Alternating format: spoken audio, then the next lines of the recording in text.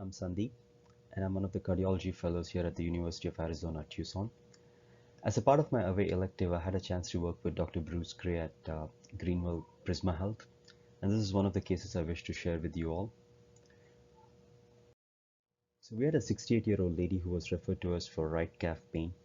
She was otherwise a healthy woman with no chronic medical issues such as diabetes, hypertension, PAD, history of VTE, or any of that sort. The only thing she had pertinent in her history was that she had varicose veins that were treated by bilateral vein stripping almost like a decade prior to when she showed up here to the clinic. She had a venous duplex which ruled out DVT, an arterial duplex which really didn't show anything conclusive, and then she went on to have a CTA of her aorta with runoff, and the CTA showed a pseudo aneurysm in her right peroneal artery. There was no aneurysm in any of her other vascular beds. However, the contrast timing was very poor and we really couldn't get a good picture as to what was going on with the circulation to the feet. So we decided to take her to the cath lab. A left common femoral artery axis was obtained and then an aortogram and a runoff, as you can see. The inflow arteries look good here. The aortogram looks pretty good. No significant atherosclerotic burden, no aneurysms. We then crossed over to the right side with a 5 French sheath, and as you can see, there's no atherosclerotic burden, but the pseudoaneurysm starts to light up over here. And here's a picture of the pseudoaneurysm. So this is where we have parked the catheter in the proximal peroneal artery, and you can see a large pseudoaneurysm.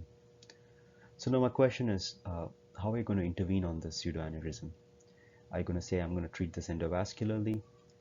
And if you say endovascularly, are you going to just occlude the feeding vessels to the pseudoaneurysm? Or are you going to start putting coils inside the pseudoaneurysm, refer her for surgery, or just take a conservative approach and manage her with pain meds, which is probably not a bad strategy for her.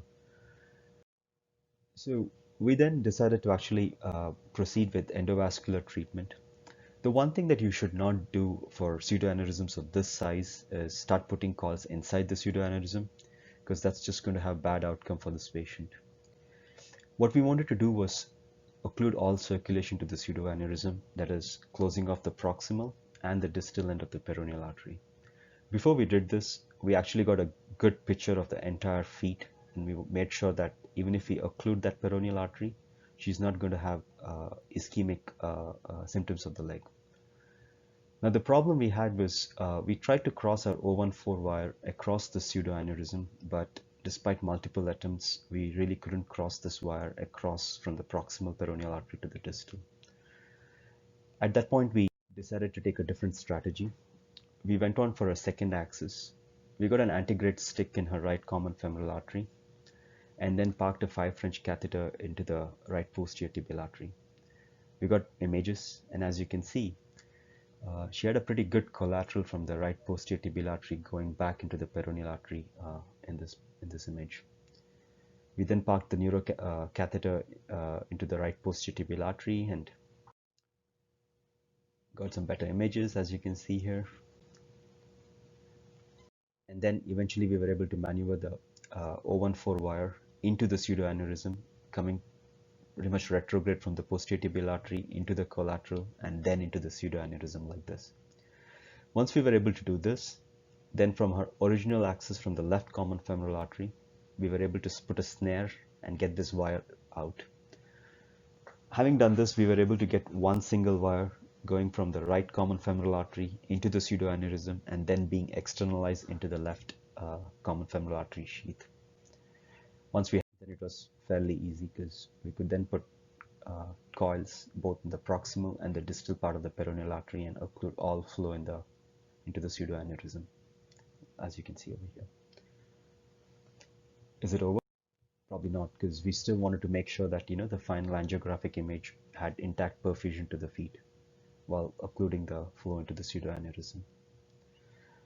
After we did this, we saw her back in the clinic and she had complete resolution of her symptoms. So as a quick discussion, isolated pseudoaneurysms in the peroneal artery is a rare entity. Data is fairly limited to case reports. The most common reasons this happens is a blunt injury to the the leg, mycotic pseudoaneurysms, or connective tissue disorders. In her case, we really don't know as to why she developed this. Was there a trauma to her peroneal artery during the original venous stripping?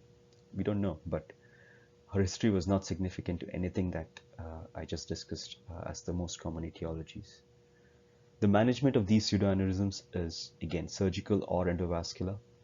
If you do decide to take a surgical route, you have to evacuate the hematoma and primary repair of the arterial wall with a patch or a vein patch or a graft.